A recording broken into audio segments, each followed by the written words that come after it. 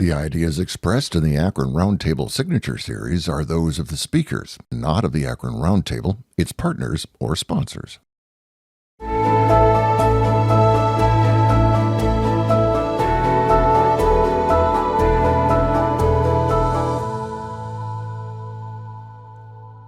And good afternoon. My name is Curtis Minter Jr., Senior Fellow at Third Space Action Lab and President of Akron Roundtable. On behalf of our title sponsor, State and Federal Communications, our Board of Directors, staff, and volunteers, we welcome you to a Signature Series luncheon at Quaker Stature featuring Ambassador Tracy. Let's give her a round of applause.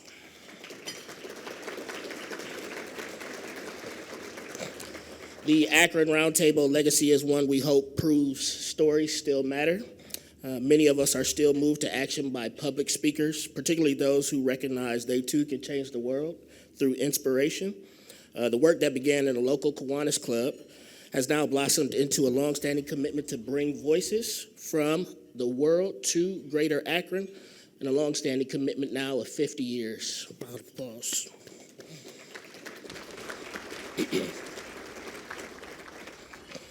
With that, we would like to thank our 50th anniversary sponsors, Huntington Bank and the Billow Funeral Homes.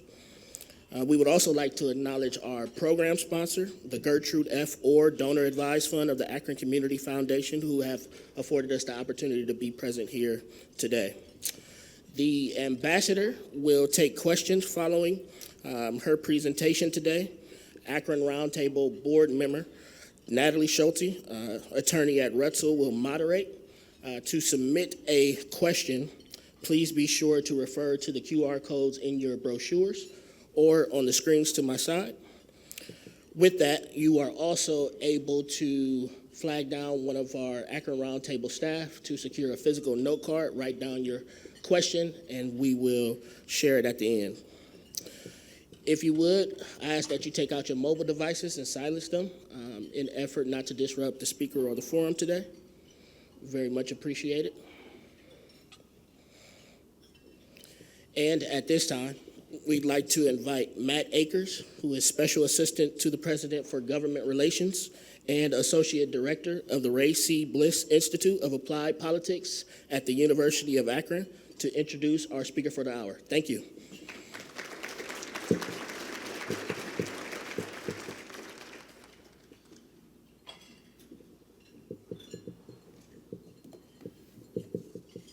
Thank you, Curtis, and good afternoon, everyone. I am honored to introduce our speaker for today, Ambassador Lynne Tracy. Ambassador Tracy is a retired U.S. Department of State Senior Foreign Service Officer with 31 years of diplomatic experience. Most recently, she was ambassador to the Russian Federation from 2023 to 2025, and ambassador to the Republic of Armenia from 2019 to 2022. You can read more about her impressive career in the program on the tables. But I do want to highlight her connections to the Akron area. She is a native of Barberton, and she graduated from the University of Akron School of Law. Today, Ambassador Tracy will talk about some of her family and hometown influences that led her to a life of public service, and how those influences helped her succeed in a high-stakes international environment. We have a saying at the University of Akron: take that leap, we've got you. It all starts at UA. We'll hear today about how Ambassador Tracy started here in Barberton and Akron and ascended to the highest levels of international diplomacy. Ambassador Tracy is proof that you can start here and go anywhere. With that, please join me in welcoming Ambassador Tracy to the podium.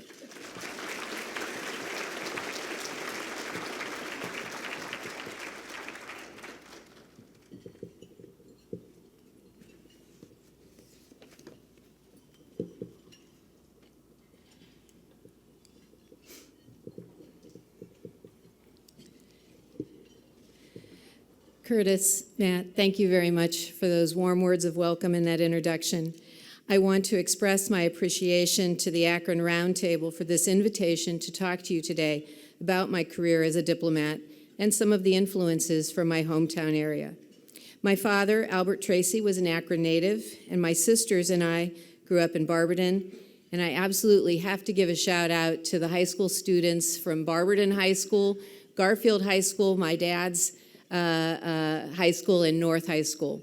Young people are our future, and I'm really glad to see them here today.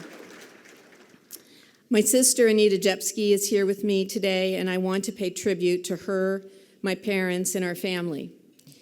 Many of the countries I served in, places like Russia, Pakistan, and Afghanistan, were difficult and sometimes dangerous. Diplomacy is a team sport, and my family has always been a part of my team. Knowing that I had their support made all the difference in some very tough situations and kept me going.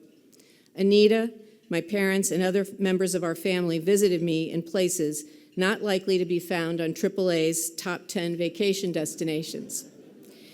I have been asked where I got my grit and determination to take on such hard jobs. I credit my parents and grandparents, who always set a good example about the importance of taking on responsibility and, whether large or small, doing it to the best of my ability. And that's probably one of the reasons I kept getting asked to go back to hard places. My grandma kept a map on her wall and marked each city I moved to with a star. She and my grandpa told me they didn't know where I got my interest in international affairs from. The only people in our family who had been outside the country were those who had been in the military serving during World War II or Vietnam. My father, grandfather, and uncle all worked at Firestone, and my mother's parents were dairy farmers in Stark County. Although our lives were very locally grounded, my parents kept up with what was going on in the world.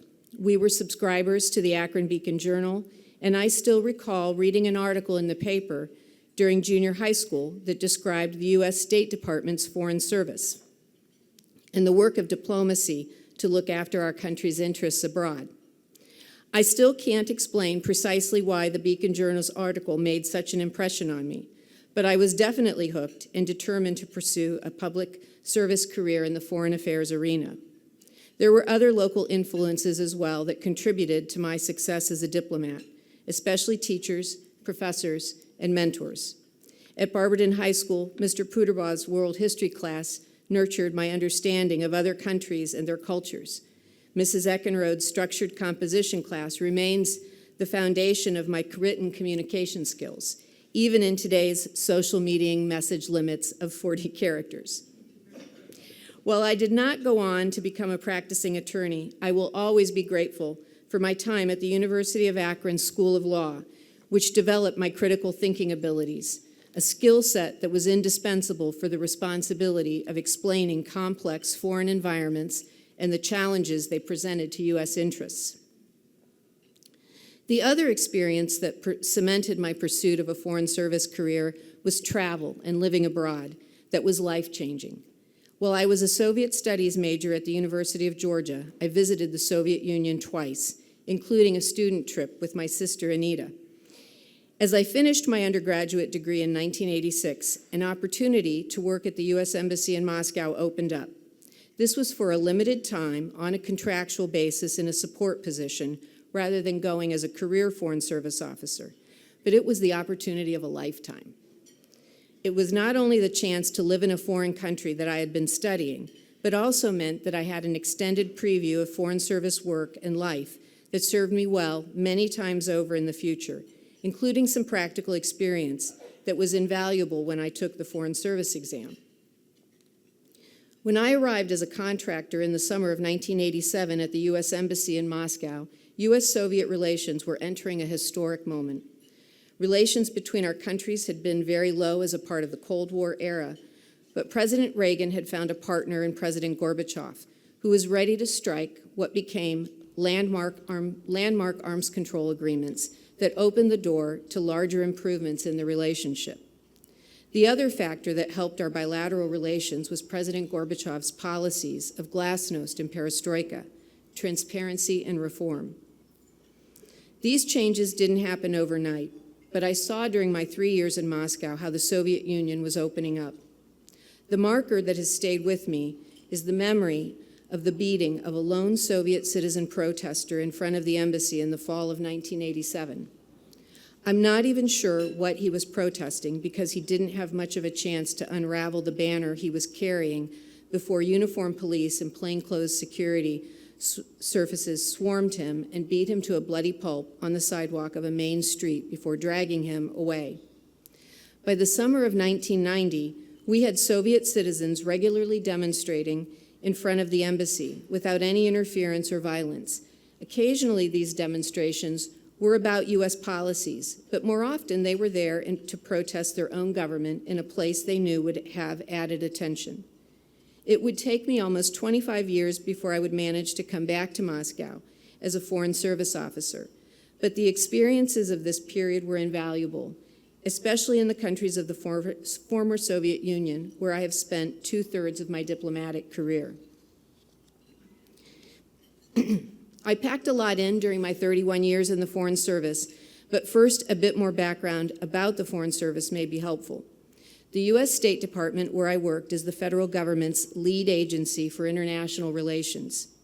Foreign Service officers are federal government employees, but unlike federal civil service employees, we have a requirement to work the majority of our careers overseas, representing the United States at embassies and consulates. Foreign Service officers do serve in Washington, D.C., but only for limited periods.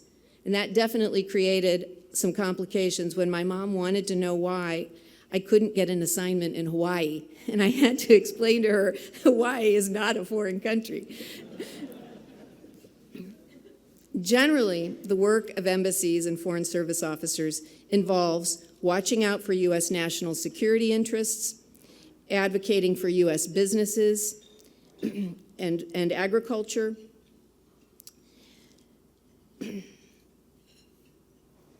promoting American culture, and carrying out consular services that include support for American citizen services abroad and issuance of visas for foreigners coming to the United States. Well, I did some of all these things, especially when I was an ambassador. Safeguarding U.S. national security was generally the dominant interest in most of the countries where I worked. Let me start with the U.S. consulate in Peshawar, Pakistan, my first posting as a diplomat, and ultimately one of the most formative places in my career. Peshawar is just 30 miles from the border with Afghanistan. It was 1995, and I was the consulate's Afghanistan watcher. We had closed the embassy in Kabul because of instability in the country after the Soviet Union had withdrawn its forces in 1989.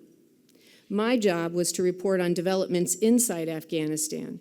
The Taliban had just begun to impact the power struggle inside the country, and within a year of my arrival, Osama bin Laden secretly returned to Afghanistan. I traveled multiple times inside Afghanistan to meet political leaders and help monitor the humanitarian assistance that we were providing through organizations like the International Red Cross. None of this was easy. I was a female, and Pakistan and Afghanistan are Muslim-majority countries with very strict views about the role of women in society. I had to adapt to a culture that was guided by a different religion and shaped by historical forces that were thousands of years old.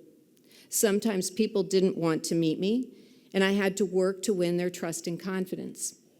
I didn't always succeed, but I believe that when I did, it was partly because of my small-town background and my upbringing that emphasized the importance of family life and community. These were often the topics that helped me make a connection or start a conversation. During this first tour, my parents visited me, staying at my house in Peshawar and traveling around the Northwest Frontier Province. My Pakistani neighbors marveled at this visit and told me later how impressed they were because they had always believed that Americans didn't want to take care of the elderly and lock them up in nursing home institutions. Now, to be fair to my parents, they were in their 50s. But that is old in Pakistan, where life ages most people very quickly. The level of poverty is difficult for us to imagine. For many, life is just about finding water, food, and shelter, in that order, every day. Something that reinforced to me what blessings we have in our country. The literacy rate in this part of Pakistan was about 19% at the time, and literacy there was defined as being able to sign your name. Many of the women who I met couldn't even do that and signed their documents with a thumbprint. This was another way my parents made such a positive impact. My dad talked to people no matter what level of education they had. Every morning he went outside and had a cup of tea with the guard at my house, who was a very humble person. I'm pretty sure that guard had no idea exactly what my dad was saying, and I know that my dad did not understand Pashto. But my dad's gesture was seen as a sign of respect and made a lasting positive impression among my Pakistani colleagues and friends. It was also an example that stayed with me throughout my career as I interacted with people from all walks of life. At the consulate, I also covered consular responsibilities because we were a very small office, just 5 Americans along with Pakistani staff who primarily handled logistical issues. We weren't issuing visas, but we did provide services to help American citizens in our area. Consular support was the part of my career where I learned never to be surprised by what people will say or do. My first lesson on this point came in the form of a phone call from an American who had arrived in town asking me to help him get from Peshawar to Tashkent, Uzbekistan in Central Asia. I said, "You're in luck. There's a regular flight from Peshawar to Tashkent." The gentleman, however, did not like my suggestion. "That's like seeing the world in a submarine," he told me. "Can't I go overland?" I explained that there was a civil war going on next door in Afghanistan and that he would have to cross several front lines to go overland. He was not discouraged and asked me if there were some Jesuits he could stay with. Now, Pakistan has a minority Christian community, but Afghanistan was and is 99% Muslim. So I had to tell him that idea wouldn't work. At this point, he gave up on me and hung up, saying he would just go ahead on his own. Thankfully, I knew that he would need to get a visa to cross the border, and I was pretty sure that the Afghan consulate would not give him one. And that was the last I heard from him or of an American traveler looking to stay with Catholic priests in Afghanistan. But it was the beginning of my preparation for dealing with all kinds of crazy, tense, and sometimes dangerous situations that American citizens can find themselves in.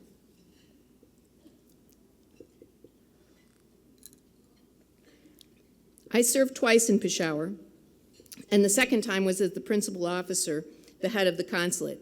And I believe 2 of my colleagues who served with me then, Michael and Christy Vi, are here in the audience today. And if I'm right, Michael, Christy, it's wonderful for you to be here. They were wonderful colleagues and a great source of strength and support to me in a very difficult assignment. This was one of my first leadership jobs, and even though I had worked in Peshawar before, the second time was very different. It was 2006. And the embassy in Kabul was open, along with a very large U.S. military presence in Afghanistan in the wake of the September 11th terrorist attacks in 2001. The consulate in Peshawar was now focused on supporting the hunt for Osama bin Laden, who was believed to be hiding in Pakistan. After 9/11, Peshawar and Pakistan in general had become a more dangerous place because of the threat of terrorism. This second time in Peshawar was just as formative, if not more so than my first experience, because of the added safety and security responsibilities, including for our consulate team, that had become much larger since the mid-1990s. The menace of security threats grew over my time as principal officer, and in 2008, my vehicle was ambushed by terrorists on the way to work, whose aim was to kidnap or kill me. This episode was the basis for my award for heroism. We were traveling in an armored vehicle, as we did every day to and from work. I lived in a neighborhood surrounded by other houses that were all behind walls, narrow neighborhood streets where you might encounter a horse and cart, women in burqas, that shawl that blocks the view of someone behind it, making it hard to see, often stepping in front of vehicles. I mean, streets there were pretty chaotic. But for some reason that morning, I was looking out my window, out the windshield ahead, and I saw a car approaching us. I can't tell you to this day why that vehicle grabbed my attention, but I kept watching it, and as it approached us and got closer, it suddenly swerved into our path and forced us to stop. We were probably just less than 5 feet away, nose to nose. And I realized pretty quickly that we were under attack because I could see the passenger in the front seat grab an AK-47 and exit the vehicle. And at the same time, I could see a shooter from the back exit. They quickly approached close to the car, strafing the car with gunfire. And thankfully, a couple things happened. One, my bodyguard very smartly did not open the doors because our best security was being in an armored vehicle remaining sealed. My driver quickly put the car into reverse and backed up for several blocks and just kept moving, even though we encountered some obstacles behind us. Thankfully, nobody behind us was a part of the attack or was ultimately killed, but it speaks to the intensity of the moment that, as I said, my driver just kept reversing until we got to my street. My house was nearby. We went in, and we went into the gates to my house. The engine block was leaking oil. The car was just shot up. I ran into the house, and I immediately made a series of phone calls. I called my security officer at the consulate. I called the embassy in Islamabad. I called the operations center at the State Department, and then I really knew why they had drilled into us, memorized the number of the operations center. And then I called my sister, who's here with me today, because I was very worried that something would break into the news and my family would see this and be very alarmed. The police came to the house, took a statement, because they were obviously going to pursue this. And then I went to work. Because one of the things I understood was that there was going to be a lot of rumors swirling about what had happened, and people needed to see me, needed to see that I was okay. And so I went to work, and I can say that I did some things right that day. But I also want to say that so much of the credit for the day's outcome goes to my brave Pakistani driver and bodyguard whose actions that day did so much to save us. The point I made in my report on the day of the attack and have continued to make is the importance of good training. When the worst happens, thinking and responses tend to narrow. My driver, bodyguard, and I had all been through training that gave us something to fall back on, to minimize mistakes, manage panic, and ultimately reflexively respond in ways that made the difference between life and death. The other formative experience of this tour that I want to tell you about took place a few months later. We kept the consulate open despite the threats and the attack because of the priority of the bin Laden hunt. One night past midnight, my 2 security officers came to my house to tell me that we had information that terrorists were planning to attack consulate employees on their way to work. Our information indicated that they had our routes and the timing. My security team needed some decisions from me about our next steps, and uppermost in my mind was how to keep people safe in the coming hours and beyond that. I had no secure communications at my house to call the embassy for guidance, and the security officers did not want me at that point driving into the consulate. It was a moment when I felt very alone and the real weight of responsibility to make the best decisions possible to protect the lives of our employees. In this instance, training was certainly important, but the accumulation of experience and the development of good judgment were essential. The choices I made, thankfully, kept us safe until we could consult with the embassy in Islamabad for a longer-term security plan. And I'm sometimes asked, why I stayed despite the ambush and the ongoing threats against the consulate. I felt very strongly at the time that when we had been encouraging local leaders to stand firm against the terrorists, that it would send a terrible signal to appear to be running away. I will always be grateful to my family, who understood and supported my decision to stay on and finish my 3-year tour of duty as planned.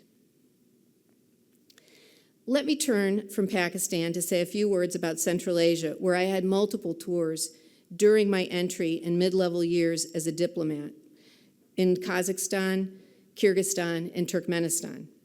At one point, my mom asked me if I was ever going to serve in a country that did not end in the word Stan. Central Asia was largely closed to foreign visitors during the Soviet period.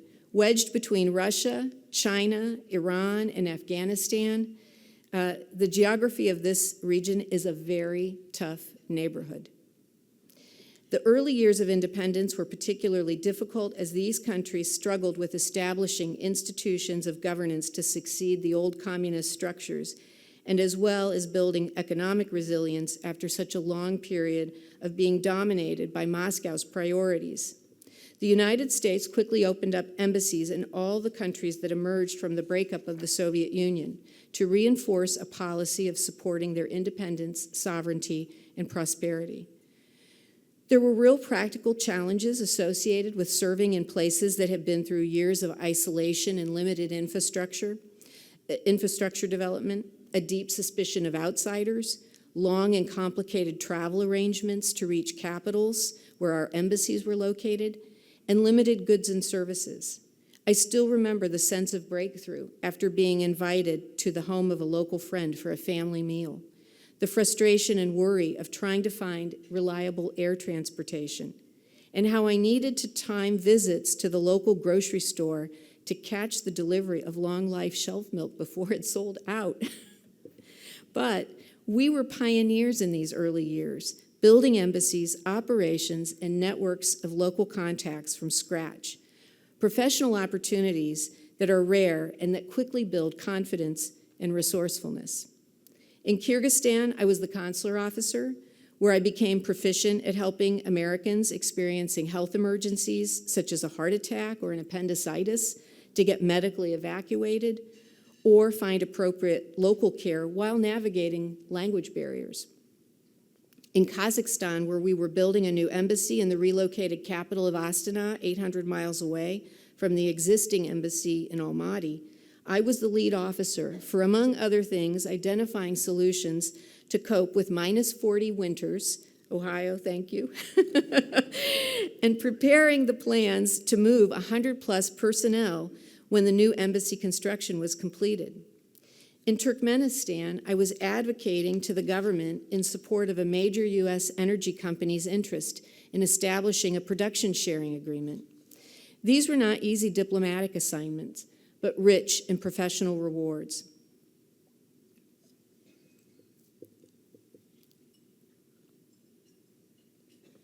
Two highlights of my career as a senior diplomat were my appointments to be the U.S. ambassador to Armenia and then later the U.S. ambassador to the Russian Federation.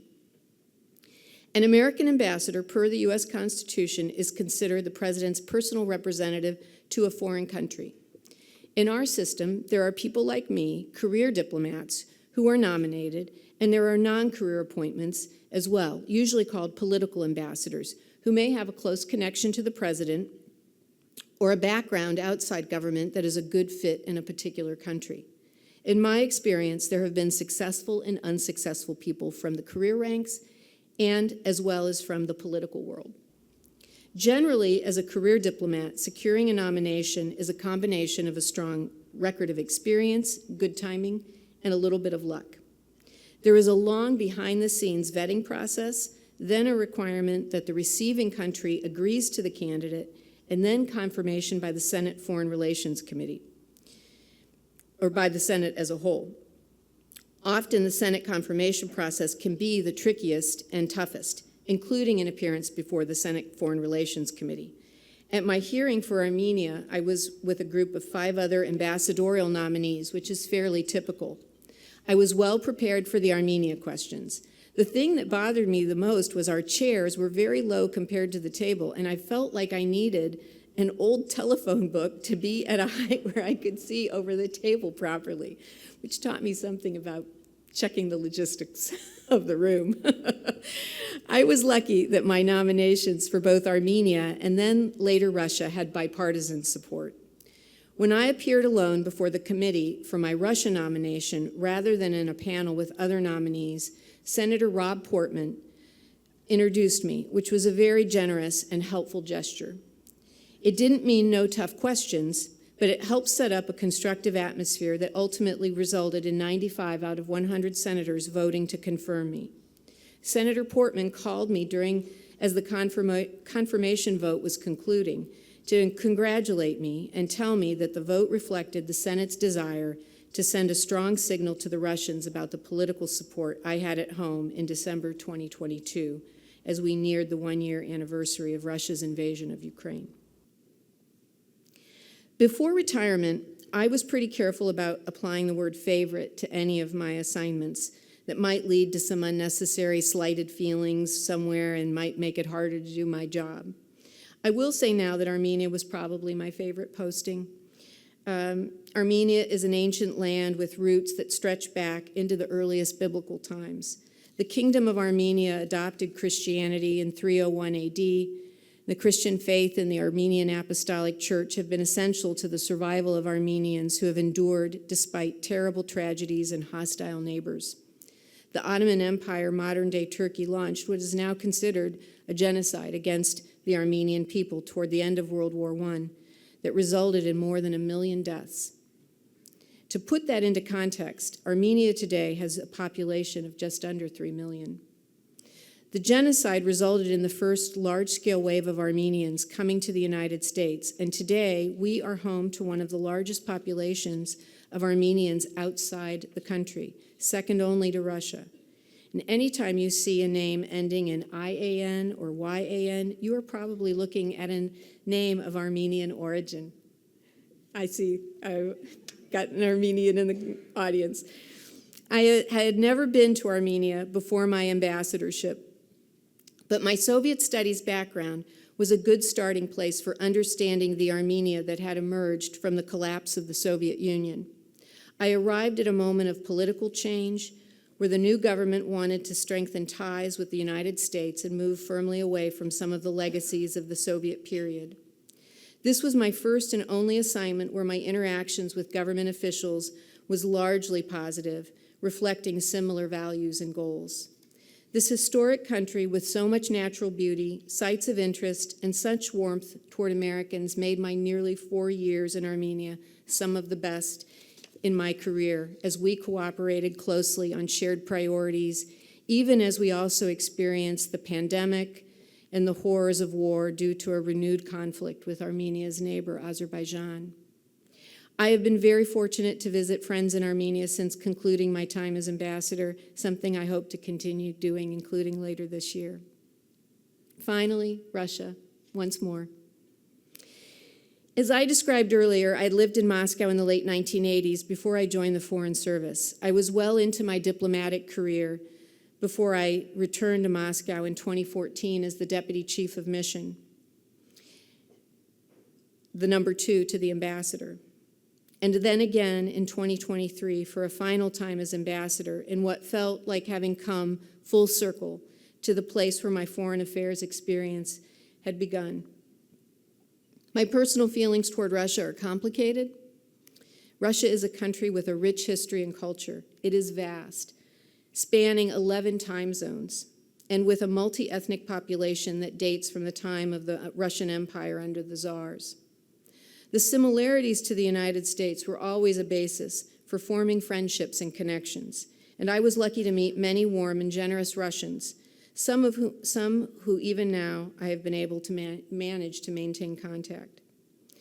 But Russia, for all its power, wealth, and greatness, has a deep and wide streak of insecurity that is rooted in its history of being invaded, particularly from the east in the 1200s.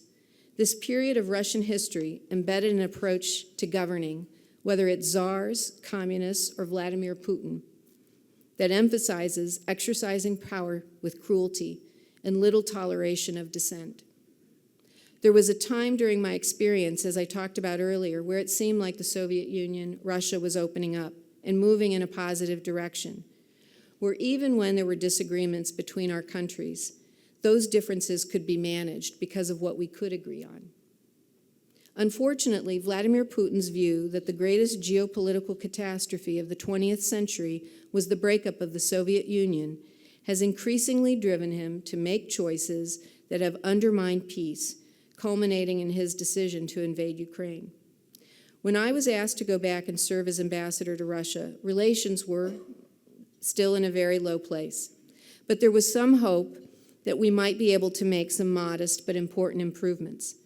I was one of the few active duty Foreign Service officers who had recent significant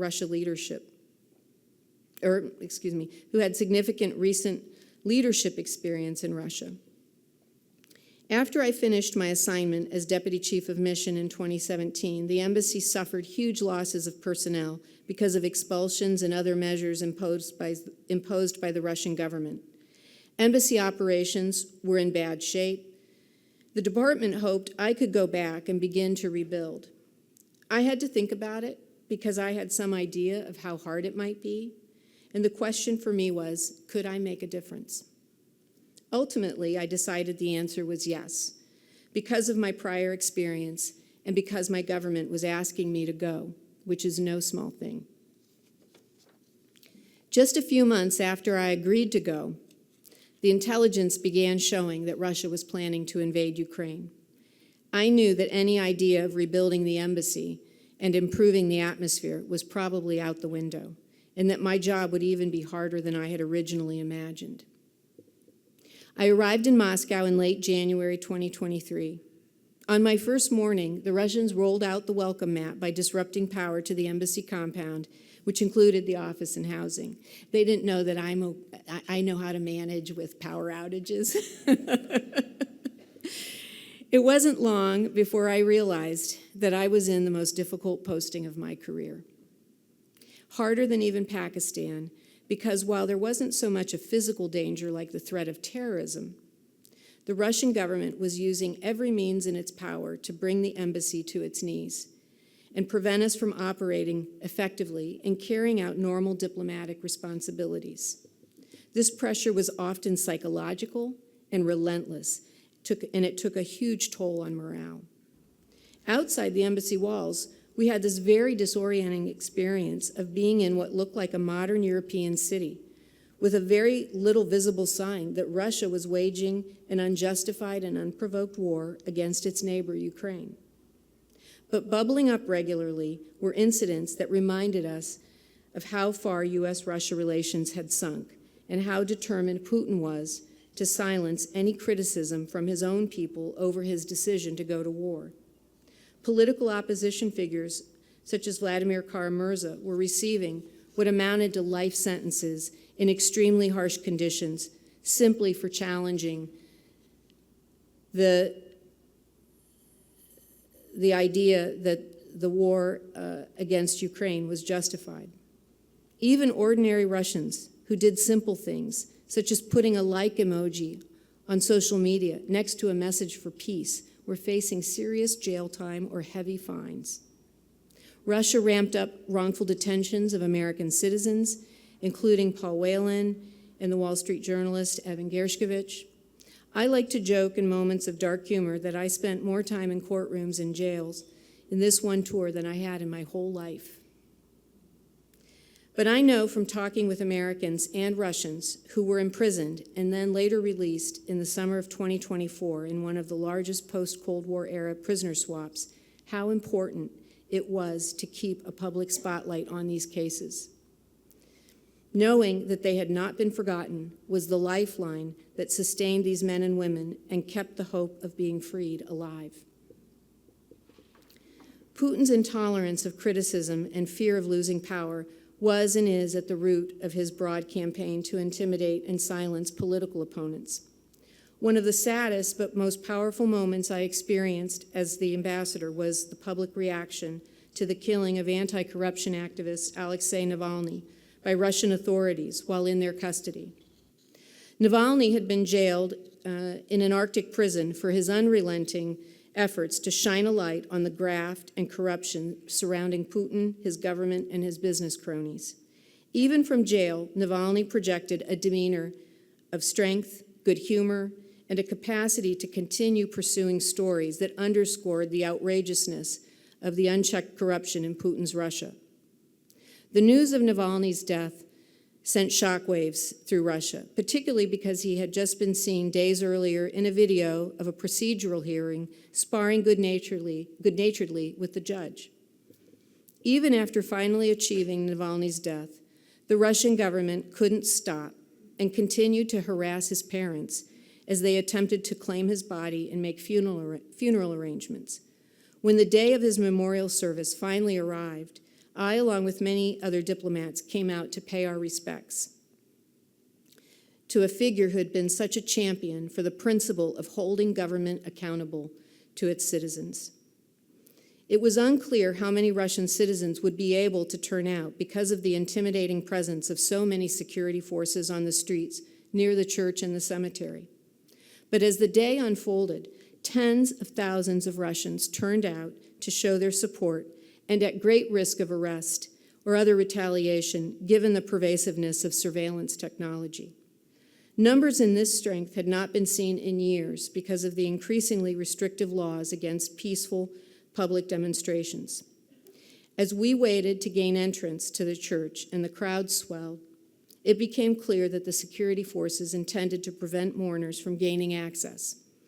There was still some chance of visiting the nearby cemetery, but in that moment, it was hard to leave and give the security forces a sense of victory. I shouldn't have worried.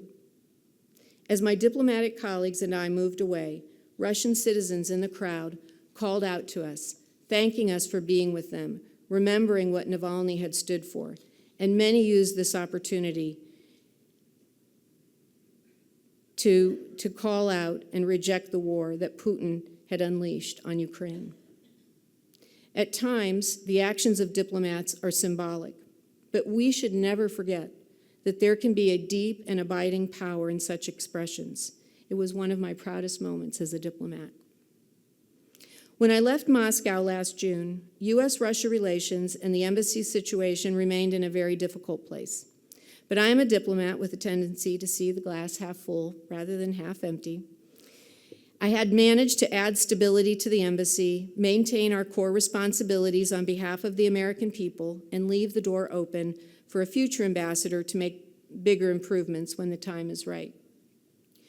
When that time may be is difficult to predict, since Putin appears unlikely to leave office anytime soon and is unwilling to compromise based on the conviction that he has more patience than Western nations. Russia has the advantage of deep resilience due to its size and experience with hardship. But Russia also faces an increasingly grim future if it remains on its present course of mortgaging its future to grasp at the illusion of regaining a lost empire. In closing, I must also note that my last tour in Moscow wasn't just about finishing another assignment. It marked much more, the end of my time as a diplomat and career in public service.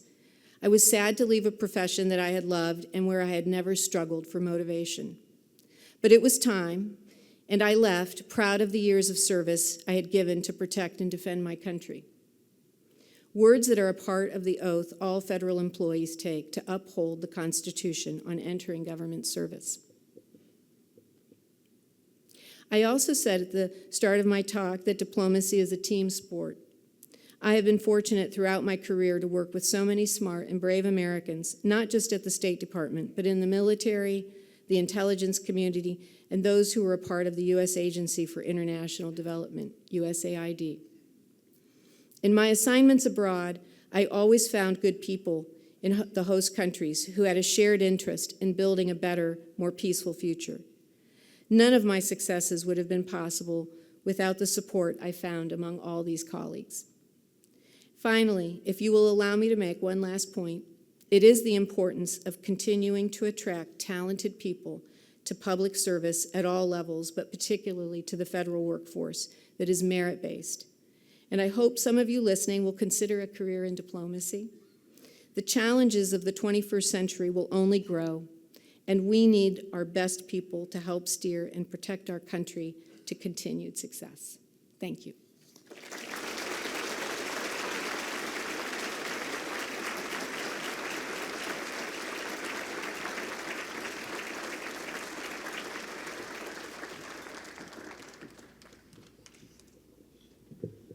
Thank you so much. I'm Natalie Schulte. I'm a board member of Akron Roundtable. I'm also a lawyer at Retzel and Andres, and I am going to be helping with the Q&A today. So thank you for that incredibly inspiring and just informational speech. We have a ton of questions. So the first one I'm going to start with is, in countries where relations with the U.S. are strained, what personal strategies or approaches did you find most effective for building trust and maintaining dialogue?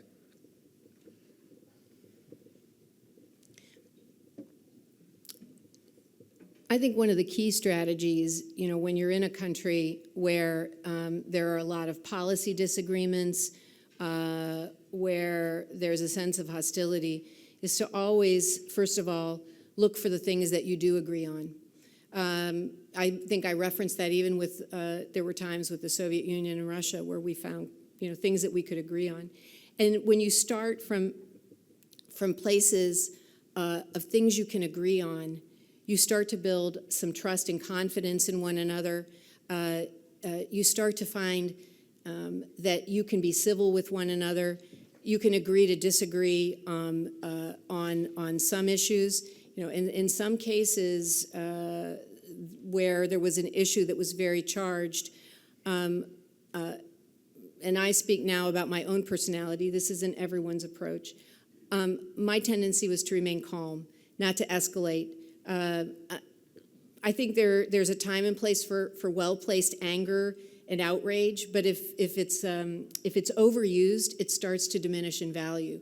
And so I looked mainly to try to de-escalate and find ways, again, where we could, if not agree, remain talking to each other, because that's the name of the game. The worst possible situation you can be in as a diplomat is if you are totally shut out by your host government, because you do depend on the host government for so many things. And as I saw in Moscow, when you are in that really just extremely low place, they can make even the most simplest of operations difficult, and so you wind up spending a lot more of your time just taking care of yourself rather than doing the work of diplomacy. So stay calm and carry on.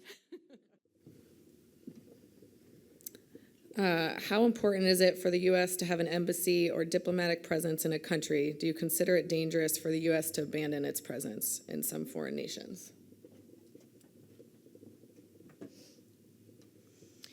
It's a really good question, something I've thought about a lot, because, before 9/11,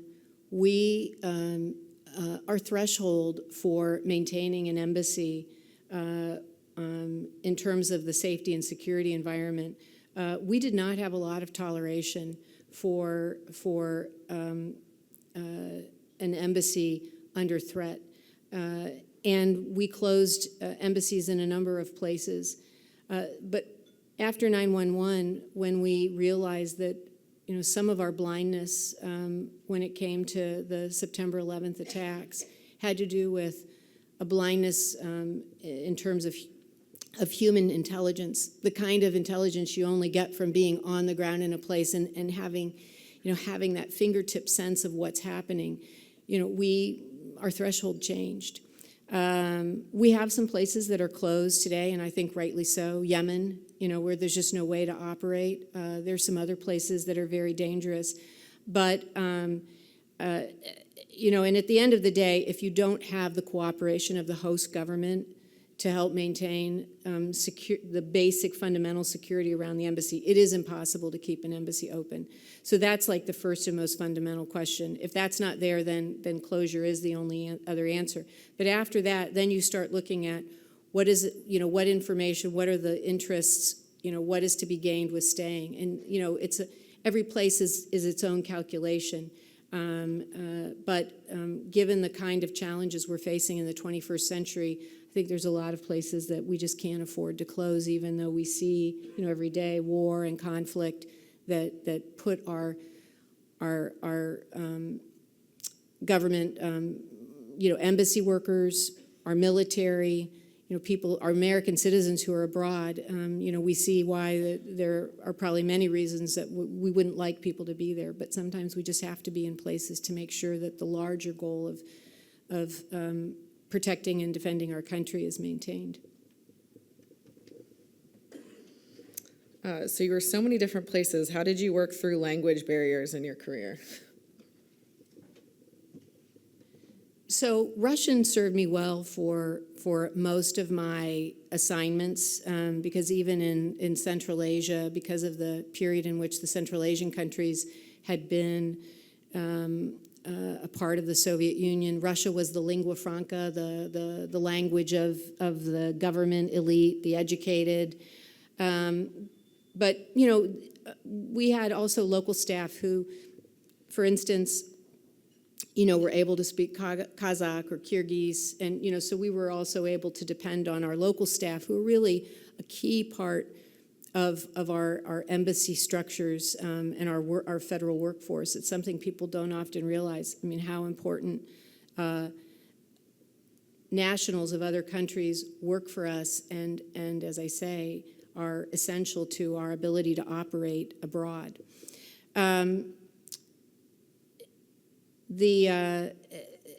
My first assignment going to Peshawar as an Afghanistan watcher, so I didn't study Pashto or Dar. I didn't study one of the local languages coming into the Foreign Service, but I was given a 6-month course, and I still remember my first day of class, and I looked at the book and I thought, well, this book is facing the wrong direction. Then I realized, they read from right to left. I became sufficiently proficient for everyday life, but in a 6-month period, it's very hard to build up the kind of expertise that I had in Russian. So again, I depended on local staff. I loved Armenian. I learned some Armenian, but again, I came late in life to it.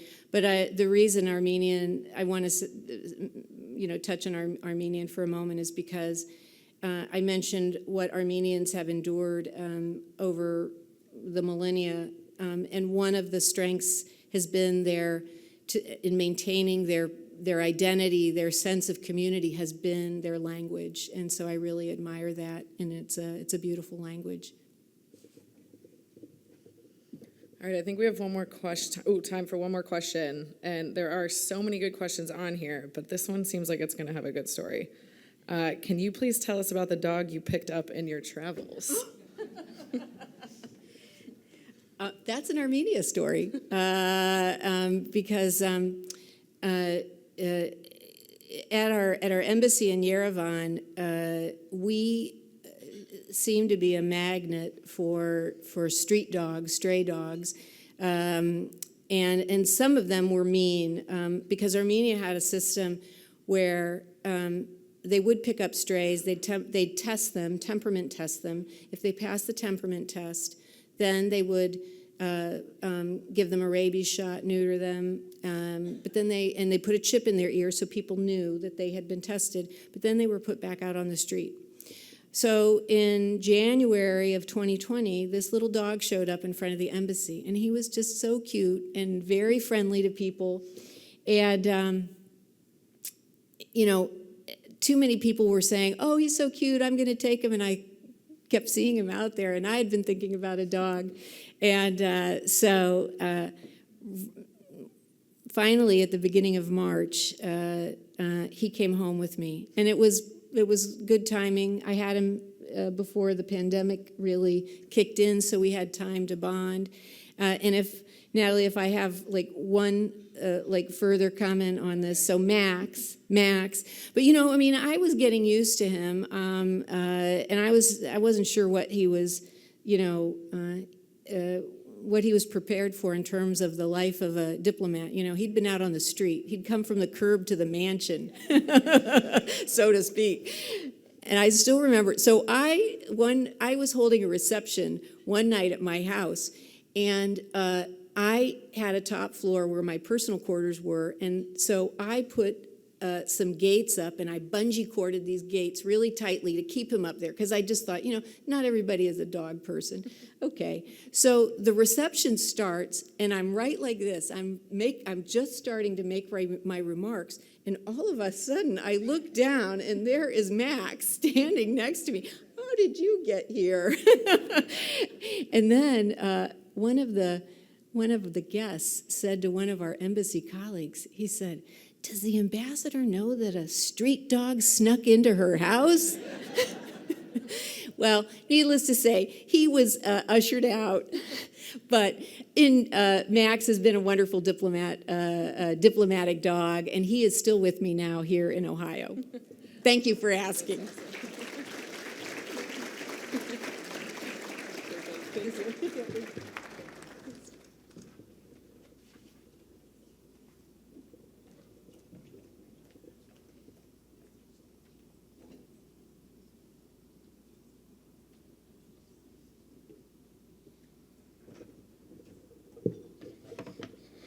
It's most amazing coming to this luncheon on a month-to-month basis and realizing just how much we do not know. I am familiar with foreign affairs, but from your point of view, I've learned so much today, Ambassador Tracy. So let's celebrate her with a round of applause.